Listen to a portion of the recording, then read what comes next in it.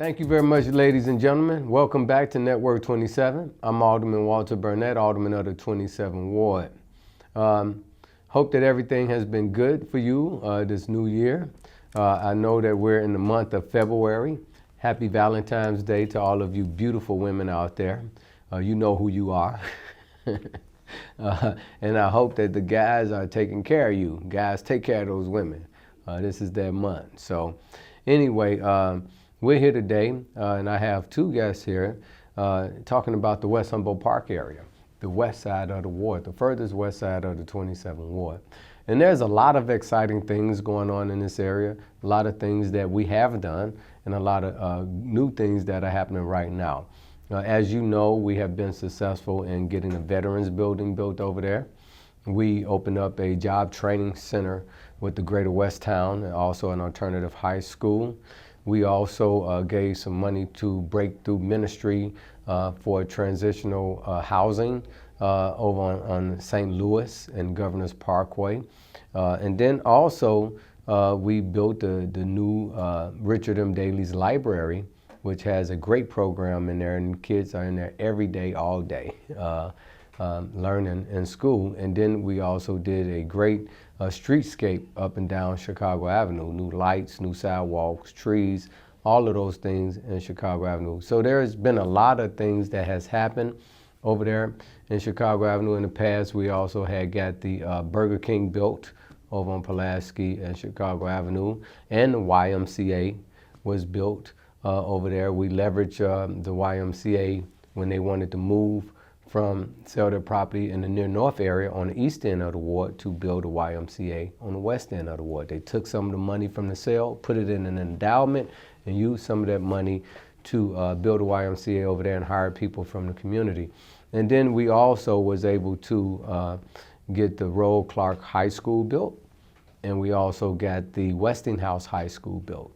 In both instances with those high schools, they have a community component for people in the community. We wouldn't let them build or use our TIF money for either one of them unless they allow for people in our community to be able to go to those schools. So those are things that have been done, of course, and I'll be remiss if I did not include the Rosa Parks Apartments, the Harold Washington Cooperative, which is all affordable housing that was built by Bickerdite, which is beautiful housing that people thought were condominiums when they were built. And they were fussing at me that I'm trying to push them out with condominiums, and it was affordable housing.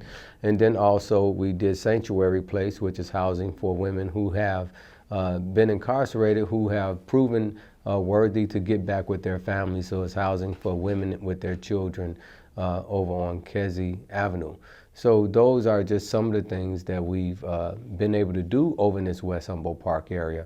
You know, this is one of the communities where we have to put in a lot of public money before we can get a lot of private investments to come over there. So we've invested a lot of money over here, and these gentlemen are going to tell you about some great and exciting things that we are doing right now to further attract other people to this community and keep it growing. So with us today, we have two of our partners. Both of them are actually delegate agencies.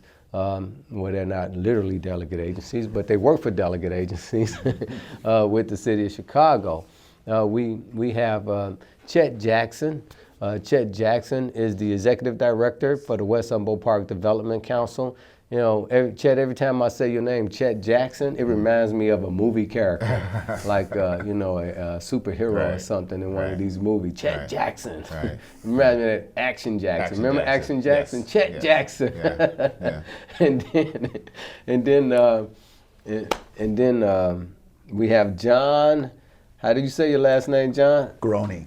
John Grony. John Grony is with Neighborhood Housing Services. Both of these are delegate agencies. West Humboldt Park Development Council, if you all don't know, we meet once a month with the West Humboldt Park Development Council. The West Humboldt Park Development Council is an umbrella organization in the community. We meet once a month with them, well actually twice a month with them, and they bring in all the other organizations from the community at those meetings, and we talk about things that are going on in the community, sharing best practices and things that we need to do or can do in the community, and they help to orchestrate it and develop it and work with all of the other community organizations.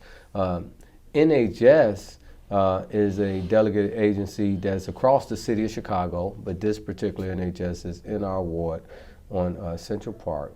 And Neighborhood Housing Services helps us with the housing over in this community, but they go further than helping with the housing. They're involved with every aspect of the community, and we are so blessed to have them over here, and also we're so blessed to have John, who's doing a great job. So I want to thank you all very much for coming on to the show. So guys, why don't you tell us a little bit about yourselves? If you want to touch some more on your organization, that's fine. And then let's talk about what you got going on. Let's let the community know about the exciting things that's happening in West Humboldt Park. I am, as Alderman Burnett said, the executive director of the West Humboldt Park Development Council. I might also add that I'm also a resident of West Humboldt Park. I actually really enjoy living in the community. My neighbors are great. I get a lot of history about the community from my neighbors. And I don't think I would ever want to live anyplace else right about now. So it's been really good, challenging, but good. And so my background is in affordable housing development, and more recently in commercial real estate development. And originally from New York City. I've been in Chicago since 1999. So this is home for now. Great. What part of New York? On the Upper West Side, 90th and Columbus. Okay. Yeah. So I got a kid in the Bronx. Did I tell you my kid was in the Bronx? Yeah, Fordham.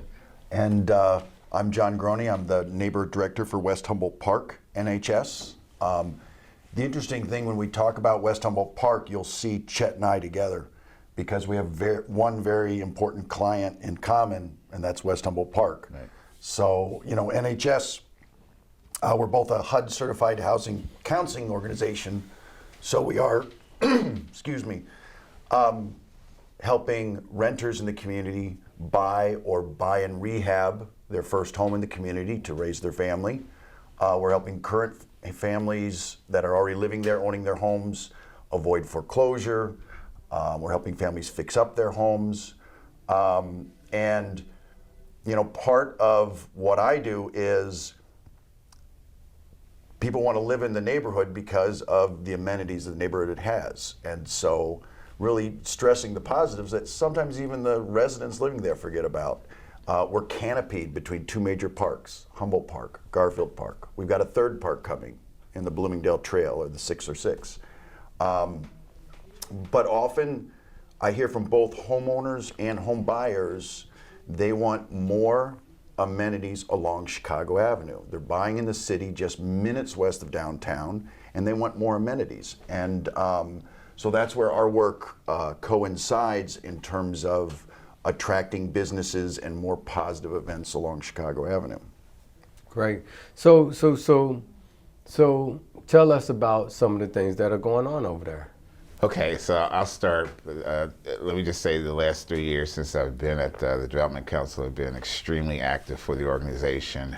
We developed a restaurant, the first sit-down restaurant in the neighborhood in quite a number of years, called Turkey Chop Gourmet Grill. Turkey Chop is also a hot meal site providing foods to family in the neighborhood. We've served close to 15,000 people to date. We started the hot meal site in collaboration with the Greater Chicago Food Depository, Northwest Memorial Foundation, and Cooking Matters. And so on Mondays from 1 to 3, people are able to come and get a free meal. We also have cooking classes every other Friday, healthy cooking classes. We've also been instrumental in securing SSA, Special Service Area designation, for the West Chicago Avenue corridor. We are the first SSA on the west side of Chicago. In collaboration with John at NHS, we recently branded the community. What's the tagline, John? Getting your starting block. Getting your starting block. And you were present for that banner-raising piece. Begins to reposition the commercial corridor to be a place where retailers can look at for locating their businesses. I'm currently working with a a group on the south side, Brown Sugar Bakery. They're looking to expand their operations to the west side, specifically on Chicago Avenue. That will bring in not only jobs, but a new amenity. established. That's right, fantastic. Yeah. We are working with the Alderman, with Kells Park, redeveloping the firehouse, and that will provide some additional. And that firehouse is right by Kells Park. Right. Okay. Yeah, right by Kells Park, and so it will provide some a field house for Kells Park. So we're in the planning stages of that right now. I'm also working with the Stewart's Market, which is social entrepreneurs who are looking to relocate to the Chicago Avenue corridor. They work with neighborhood residents to start their own enterprises. They incubate, then they spin off. And so there's this, and we also have a farmers market that we do in collaboration with NHS. This is what is this, the fifth year of the farmers market? So it's a positive neighborhood activity. We are at the Development Council in collaboration with the Chicago Community Loan Fund.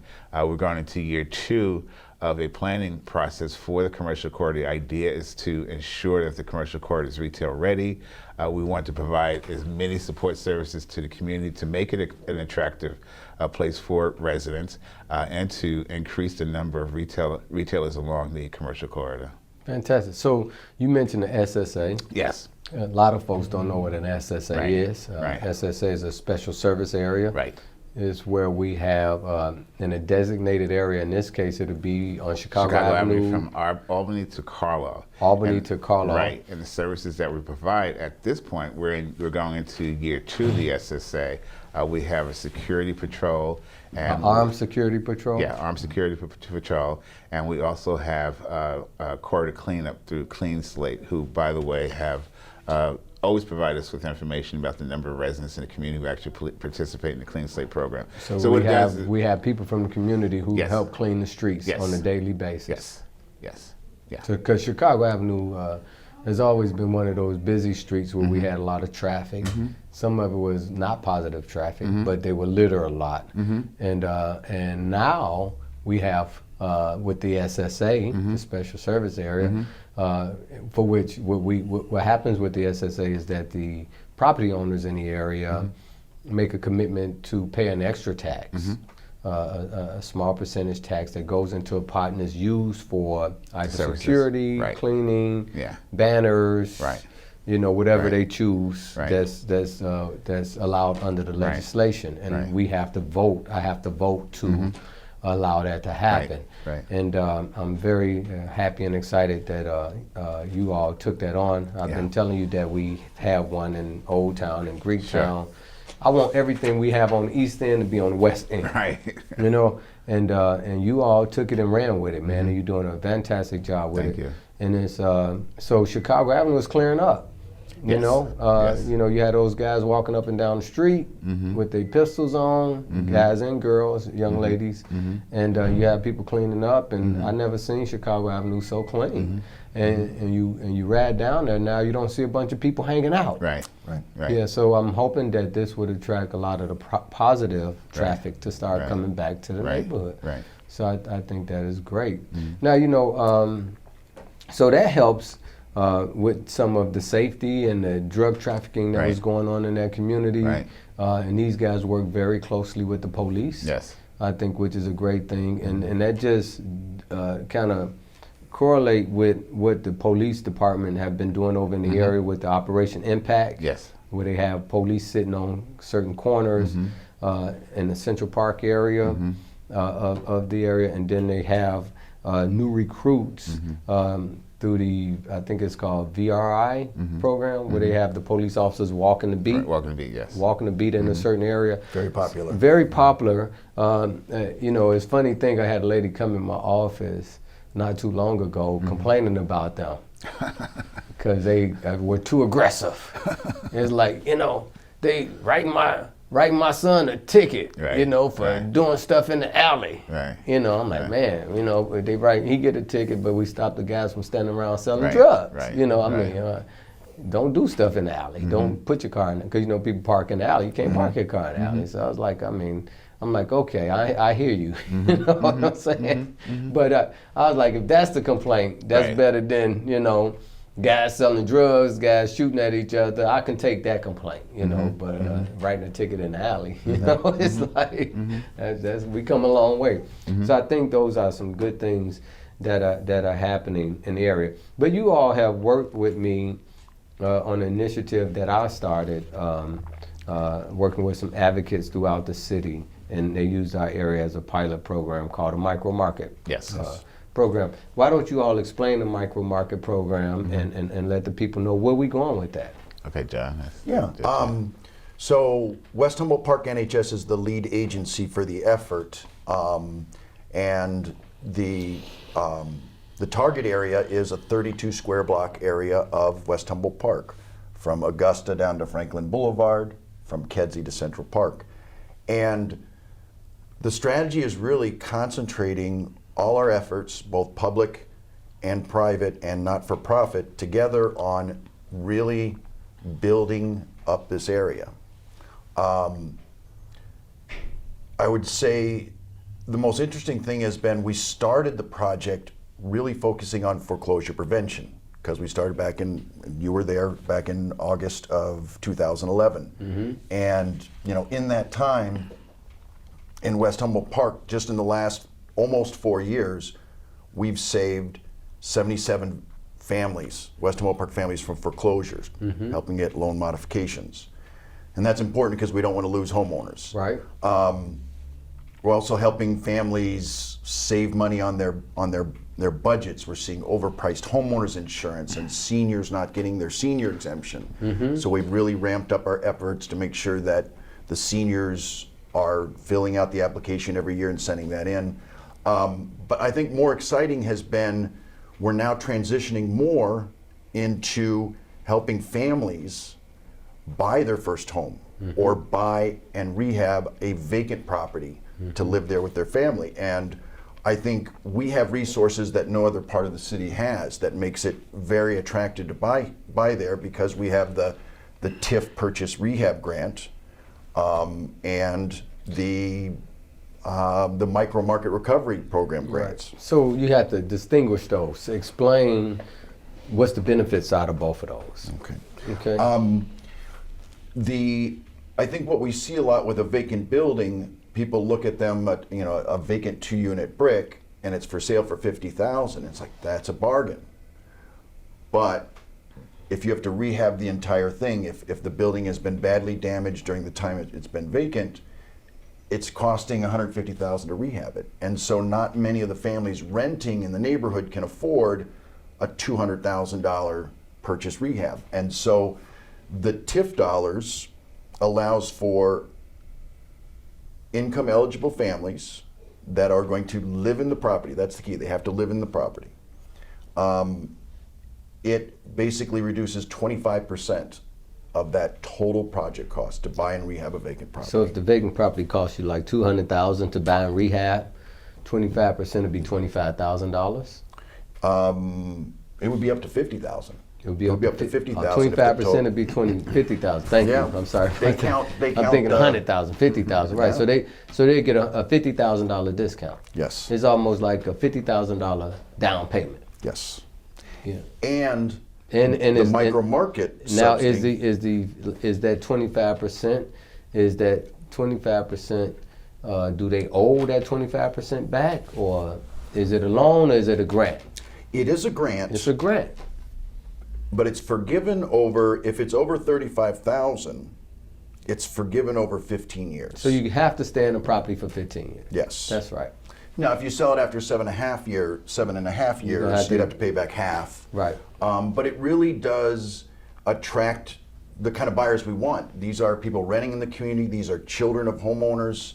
Second generation choosing to stay in the neighborhood. That are choosing, and they can buy elsewhere. Right. And they're choosing to buy in the neighborhood. Right. And that's why everything else, from the field house in Kells Park to the progress along Chicago Avenue to the farmers market, is so important, because our pre-approved buyers renting in the community can choose to buy elsewhere. Right.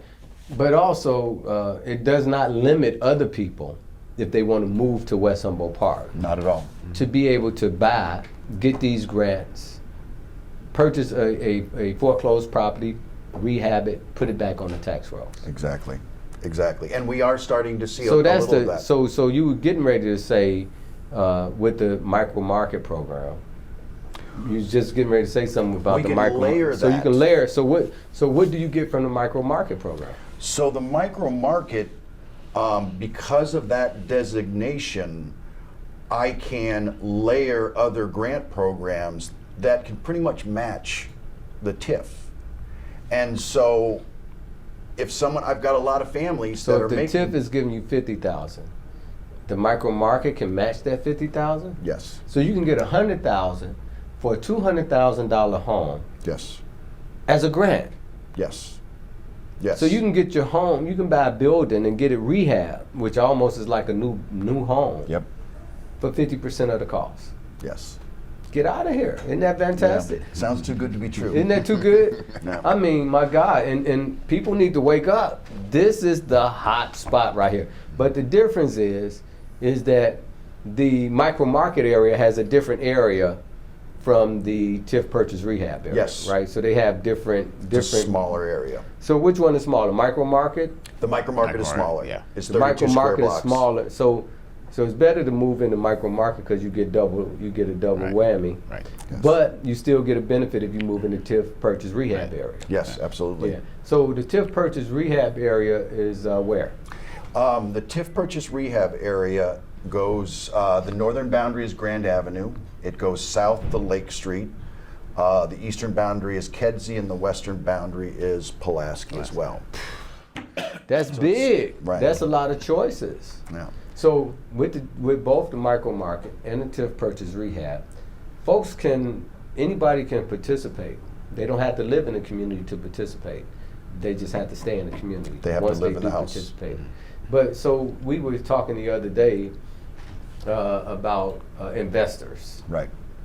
So we were saying that if a person owns another property, they can own other property, but if they move to the community, they can still Yes. participate, but they have to stay there. They have to live there. It has to be their principal residence. Have to be their principal residence. Right. Is there an income limit? Yes. The TIF purchase rehab is 120% of the median income. Mm-hmm. So for a family of four, you're looking at about 60,000, maybe a little more than that. The MMRP grants are 80% of the median income, so in that 40 to. So it's for affordable housing. Yes. And I have a lot of borrowers that, I'm looking at borrowers that are making between 30 and 45,000, and they can afford to borrow 100,000. That's a $900 house payment, that's a $1,000 house payment. And so they have a choice of buying a very small house in a slightly more expensive market, or buying, part of, architectural history in West Humboldt Park, a beautiful 2-unit brick, a beautiful 2-unit gray stone, a beautiful Chicago bungalow, or a Dutch colonial, but they are able to buy a much bigger house in our market, and you're buying a 2-unit, they can afford their mortgage, and this is very key because our mission is sustainable home ownership. So we passed these ordinances in the city council. I was the lead sponsor on Yes. all of them. I'm blessed to have the favor of the advocates in affordable housing, and we all work together. And I'm the poster alderman with this stuff. But we love to make things happen, and it's not just for our ward. It can happen all over the city. It's happening in other wards Is that too. the ARO? Well, I'm not talking about the ARO yet, but I'm just saying in general with the This TIF is purchase the rehab, we have only to pass place that. where TIF is being used to help people buy and rehab vacant properties. Right. And yes, I'm surprised that no one's followed your lead. Right. So, sometimes people get afraid of affordable housing, but they don't know the affordable housing primes the community. Yeah. When you take a vacant property, put it back on the market, even if it's affordable, if somebody get it for $100,000, don't mean it's worth $100,000. It could be worth $300,000. So the property value goes up in the community. You know what I'm saying? So it may be affordable building, people paying affordable mortgage, but it has a impact on the rest of the community where it brings the market up and make everyone else's property values go up. Right. So it's a benefit. It's a win-win for everyone. And I always say the best way to prime a community is with affordable housing. I agree. When you put affordable housing in a community that don't have investment, everything else come after it. You know. But I was now with the ARO. One of the things with the ARO ordinance that we put in, and hopefully this month it will be passed because we're talking about February. This month it will be passed. One of the things that we put in there is that we have some link development, and this is something we've been doing for a while. You may or may not know. I had a developer in West Loop to build and asked him to build affordable housing. He didn't want to build the affordable housing in West Loop. I say, so can you take some of that money and give it to Bickerdike so they can subsidize their costs on building rows of apartments. And I got them the money. So that's what we call link development. So I was doing that already, but I injected the idea in this amendment to the ARO. And in the ARO, now the link development is, if you don't want to do the affordable housing downtown, you can build in other communities, your affordable housing, make your affordable housing commitment in other communities. Also, if it's in the not downtown, but the near downtown area, you can build within 2 miles of that development. So let's say if somebody's building a development in Humboldt Park, right, which is not is becoming an upper income area now, right? And they have to do affordable housing. Well, now if they don't want to build that affordable housing over there, they can come 2 miles over to West Humboldt Park and build affordable housing in our area. And we have plenty of vacant lots, and they can either build the affordable housing, but they also can rehab some of the vacant buildings. Right. So one of your main things, John, that you are successful in doing and helping with all of this kind of stuff is you do the due diligence of helping folks to acquire some of these foreclosed properties. You have relationships with the banks, you have relationships with the mortgage companies. So if they want to get a foreclosed property offline to be a part of this TIF purchase rehab program, you all make that happen. But you all also did several things on Central Park. Can you tell us what y'all did on Central Park? Yep, from the beginning of the micro market, we really wanted to start on a block that was visible and had some challenges, but also some really good potential. So we started working on the 500 block of North Central Park. And coming from Garfield Conservatory, it's kind of one of the southern entrances into the community. And so when we started there were 7 vacant buildings. On one block. On one block. On one block. And as we started to intervene, of those 7 buildings, 4 were in demolition court. And so every time we're looking at a demolition, there's a homeowner across the street who has a house that looks exactly the same. And if that house is demolished, what message does that send to the homeowner? And so we are able to intervene in those properties, and we've already completed the rehab on 3 of the properties, and they're now being rented to affordably to veterans with children. Fantastic. Hallelujah. And they're beautiful. They actually I gotta tell the mayor that. They actually switched the kitchen. So the traditional, I'm sorry, I digress. The traditional 2-unit brick, you'll see living room, dining room, bathroom, and the kitchen tucked in the back. They were able to, in each of those 6 units, they were able to switch the bathroom and the kitchen so that the kitchen, it's that open layout where the kitchen overlooks the dining room and the living room, and the bathrooms in the back with the washer and dryer and the mechanicals. Fantastic. And we didn't lose any space. Sounds beautiful. So that was very exciting. 3 veterans. And it's 6 because they're all 2 units. 6 veterans. Yeah, 6 veterans, all with children. Fantastic. Living on the 500 block of North Praise Central God. Park. And then within the next 3 weeks, a family that's been renting in West Humboldt Park for probably 10 years, and she lived a little further north, could not afford to buy there, and she is about to close on a purchase rehab of the second to last vacant property on that block. So we were able to get how many of those properties Rehabbed. out of the 7? We've got 3 completely rehabbed, and to prove I'm not anti-investor, I'm very much, trying to help people buy homes to live in it, but an investor, seeing the work we were doing there, bought and did an amazingly wonderful job of rehab on a property that was vacant across the street. Really high quality rehab with every single permit required. He did great work. So, and that's what we want.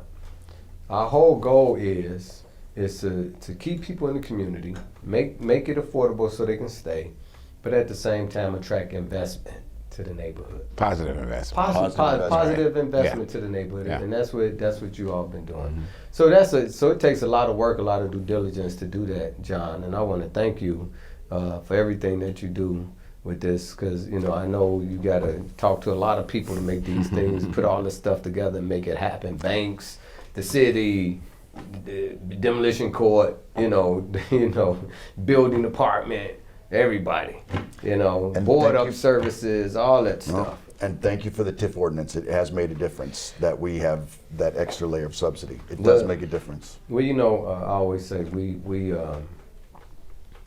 try to make policy that's going to help people, and we try to use our ward as an example. And one of our challenges is that in this ward, people mostly see me or get the impression, the aldermen downtown get the impression when I'm doing all this affordable housing stuff, they like, oh, you trying to get all this affordable housing? We need market rate housing in our ward. See, they think if they just gonna get market rate housing in their ward. I'm telling you, you need to start somewhere before the market rate housing will come. Nobody's just gonna put market rate housing. I say affordable housing is market rate housing in your area, right? Yep. So you need to start somewhere and start, But anyway, they and then they're going to say, well, you get all that expensive stuff in your ward. See, they think I just got the east end of the ward. Right. I'm like, no, you mistaken. I'm doing this for my ward too. I have a lot, but what I see, when I see an area like West Humboldt Park, all I see is opportunities. I see opportunities and I see growth. You know what I'm saying? So I see a lot of opportunities for things to happen over there. And I'm telling you, my vision of that area is that it's going to be booming in the next 5 years. Yeah. Folks won't be able to buy anything. Yeah. Because it's going to go up and folks are going to recognize it. And we are helping the people who can afford the expensive stuff to be able to stay in the community. And so I think this is a great thing. So John, thank you very much for all you and NHS do.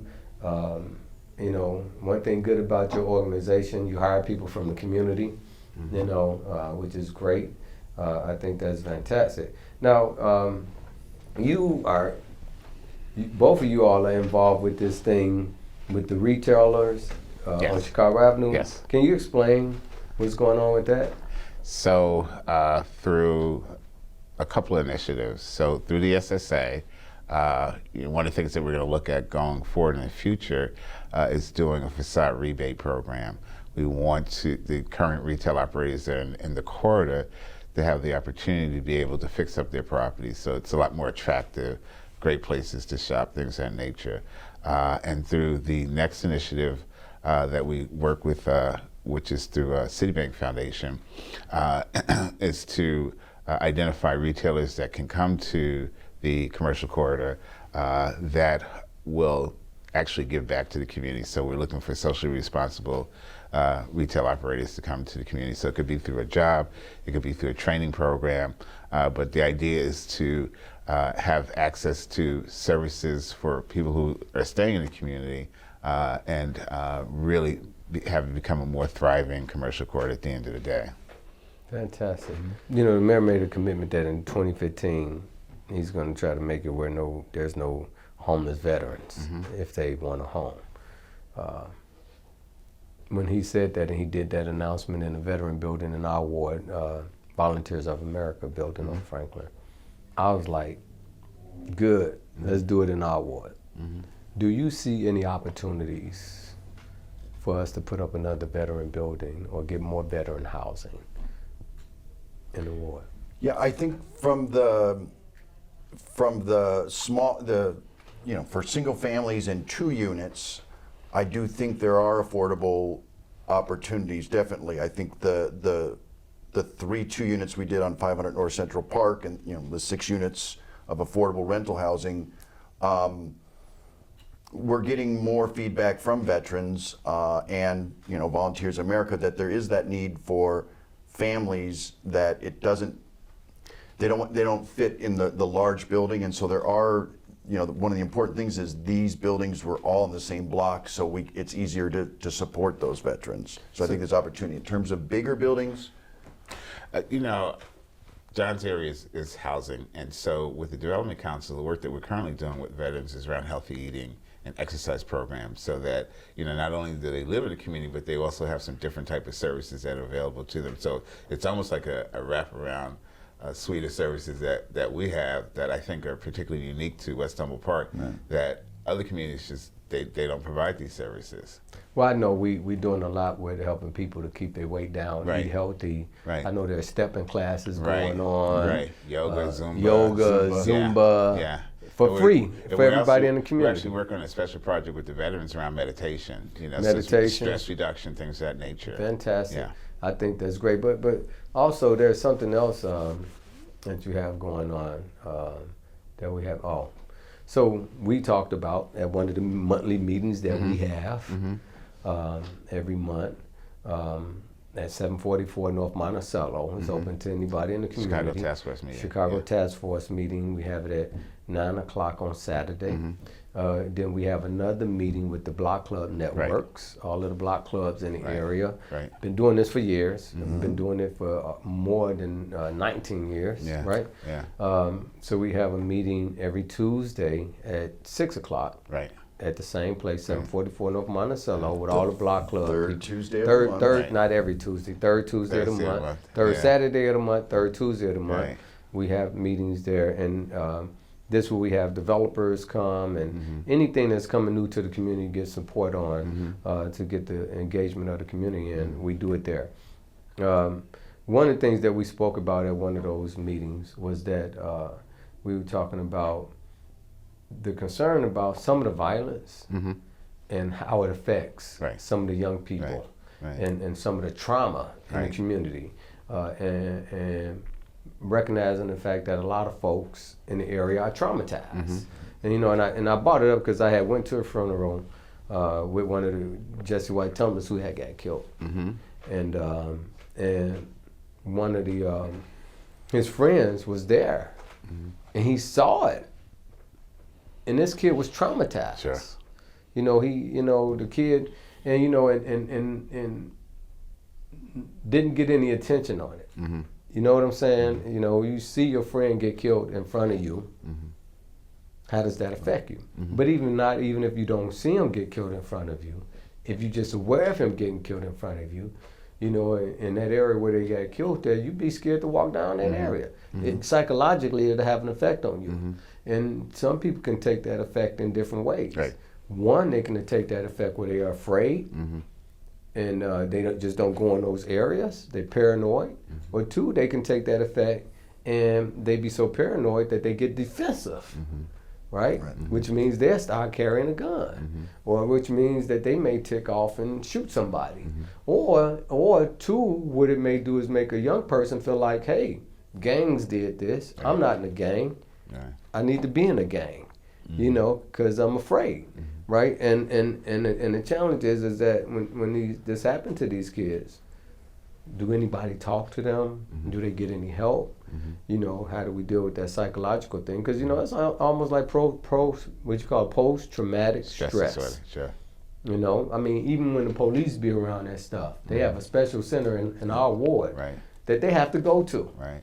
If they see a killing or they're involved in a murder, they have to go to this center for psychological help. This is the police.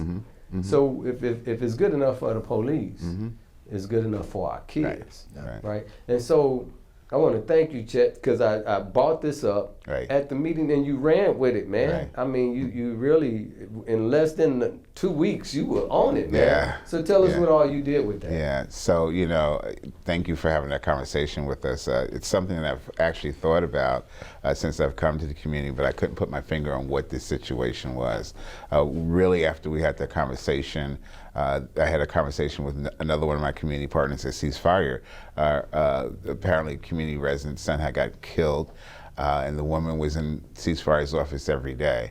And it was apparent that she had no place else to go to have these conversations. So, most of us are not equipped. We're not mental health professionals.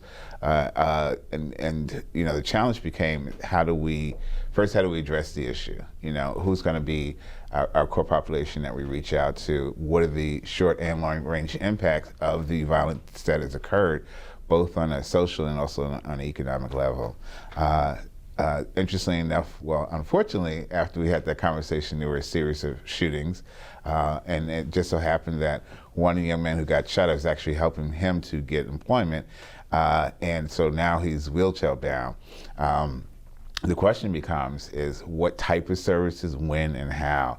The first thing that I did was call my community partners together and said, this is the situation. We need to develop some sort of strategy to begin to address that. One of the things that came out of it was, are there facilities in the neighborhood that we can reach out to? So we reached out to Hartgrove Hospital.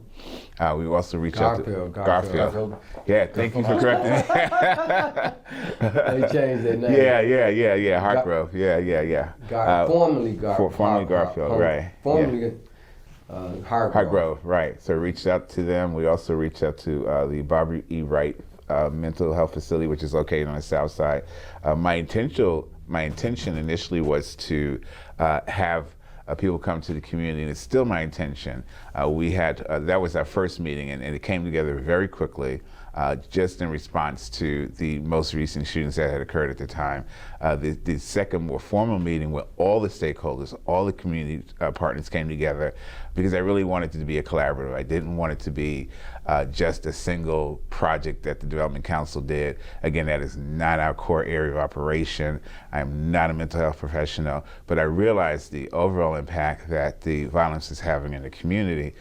So the goal is to create, to bring capacity to not only organizations, but to community residents. So we're looking at how can we partner with C4, Hartgrove Hospital, to come to the neighborhood and provide services, but also trainings, not just for the individuals who are working in the community through our organizations, but for community residents, because that's the best conversation to have with your next door neighbor. The best conversation to have, it's a lot more private, because there are issues around confidentiality. That's absolutely. Right. John has suggested that we work with the high schools and for kids who are in detention. So the next meeting that we have, we're actually going to begin to piece that together. So we have a whole suite of services. We can work with both the kids, both the adults. The goal is to have the community not only be physically healthy, but mentally healthy. One of the predominant issues in the neighborhood is around employment. My contention is you cannot be employable if your mind is not right. That's right. We have spearheaded, and we're the leaders in the whole diabetes reduction piece. How can you be physically healthy if you're not mentally healthy? So the goal is to be able to begin the dialogue, because we as people of color, counseling is just not something that we do. The first reaction is, I'm not crazy. But I think if you start the conversation, it's not about you being crazy, but it's about you having the ability to tap into that feeling. This is what's bothering me. Just like you said, what happens to that kid that witnesses that shooting? Who does he talk to? He can't talk to, may not be able to talk to the parent, because the parent's probably seeing the same thing, and so it becomes part of the psyche of the family. It's just like getting up and going to bed. Oh, somebody got shot. So how do you get so disconnected from being a human being? There's this whole movement about Black Lives Matter. I've kind of elevated and said all lives matter. That's right. It doesn't make a difference if you're black, white, purple. All but lives. these are areas that impact our lives. I have to worry about not only myself, but my staff members, or I'm trying to bring retail operators to the community. They're going to look at the insurance report and say, gee, there's all this crime over there. Why would I come over there? Right. I could sell it, but I can't sell it if all this is going on. Right. You know, so it also impacts, you know, John's work, you know, as people looking at the community, what's the crime rate in the community? So, you know, it's really, at the end of the day, an attempt to begin a healing process, begin that dialogue. And so it's not just a one-shot deal, it has to be ongoing, because it's breaking a cycle. If we don't attempt to break that cycle, it's just gonna be a one-shot deal, and that's just not gonna be healthy for the people who have been in that community for numbers and numbers of years, and they've witnessed this stuff, but they've not been able to talk about it. And so. Yeah, and I agree that the result of your challenge has been bringing these organizations together and just discovering different synergies. It's like, who better to refer families to mental health services than an organization like Ceasefire? You know, what better place, you know, if the, you know, 3 local high schools all have detention and there's students sitting doing nothing for an hour, you know, bringing in an array of speakers, that it's, you know, therapists and yoga and meditation and food and mood and all kinds of different things. Talk about financial self-defense, but just make it an educational experience, that we start making those connections. And then we're also trying to get the business community, and, you know, we're starting to get more cooperation. The banner projects certainly helped. We were able to install 44 banners up and down Chicago Avenue. We were there at the ceremony, to really start thinking about, this is a good place to do business. But we're also asking businesses to be outside in front of their offices during that critical time when children are getting out of school. So there's more adult presence along Chicago Avenue. And things like the Kells Park Fieldhouse, which your support has been critical, and things like the Farmers Market. The West Humboldt Park Farmers Market is about healthy eating, healthy living, and we've got a lot of support from places like Northwestern Hospital, other partners. But it's also positive activities along Chicago Avenue. We don't need security. That's right. Every Saturday from late June through the end of October. And actually, this past year you came on your birthday. Right, sure did. Shopping, so we thank you for that. But you know, that it's not just about healthy eating, food deserts, all that, you know, kind of issue. It is about positive events, neighbors bumping into each other, and creating a sense of community. This is the West Humboldt Park Farmers Market. That's right. And the farmers market, the unique thing about the farmers market is a lot of fun too, because you not only do you buy goods, sometimes you dance, and sometimes there's entertainment there. Right. I think you had a couple of dance groups there. Yeah, and choirs that come. And choirs that come. We also do cooking demonstrations. We Healthy health cooking demonstrations. Right. We do health screenings as well. So it's Every not once just, in a while, some stepping going on over there. Right. We You know. actually did stepping in the park last summer in Kells Park. Yeah, we did stepping in Kells Park. You know, and one of the things that I wanted to do, like we do on the north side, you know, we do and I was telling you this, we do the jazz. We do a jazz series over in the near north area, and which is a big hit. It brings everyone together. I want to do something like that in Kells Park this year, and we had to find some sponsors, or you know, we come up with the dough. But I think it'd be great to continue to bring people, figure out ways to bring people in the community. And give people in the community back ownership of the community. Absolutely. Because this is the community's community. Right. You know, and all those people who are currently or used to come to the community and claiming it to do their negative things, that's over with. It's a new day.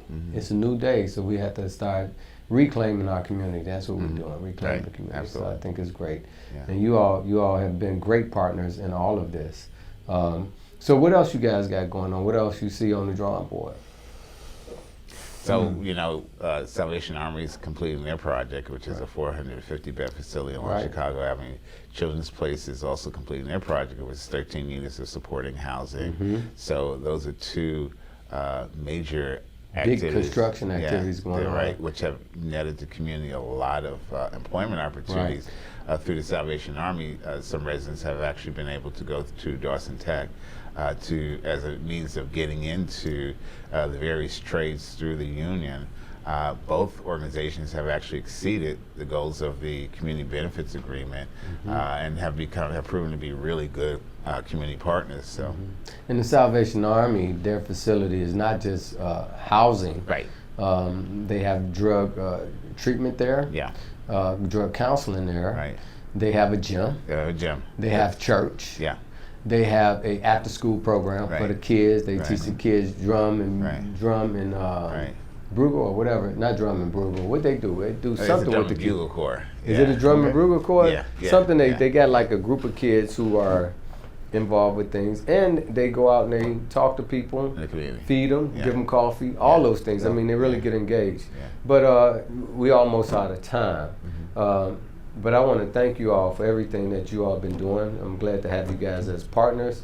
I know, Chet, you're getting ready to go to Las Vegas Yes, in April. yes. I'm gonna try to go with you at Great. the Shoppers International Council of Shopping Centers. International Council of Shopper Centers, and we're going to try to sell some Chicago of the Avenue businesses. corridor, right. We're going to have to try to sell Chicago Avenue to some of the Right. businesses out Right. there to get them to come to Chicago Avenue. right. One of the important things that we're going to need for that, you know, because I've been to that before, and they try to get the alderman to go every year. One of the things that we have found is that a lot of these groups, businesses, they look at demographics. Right.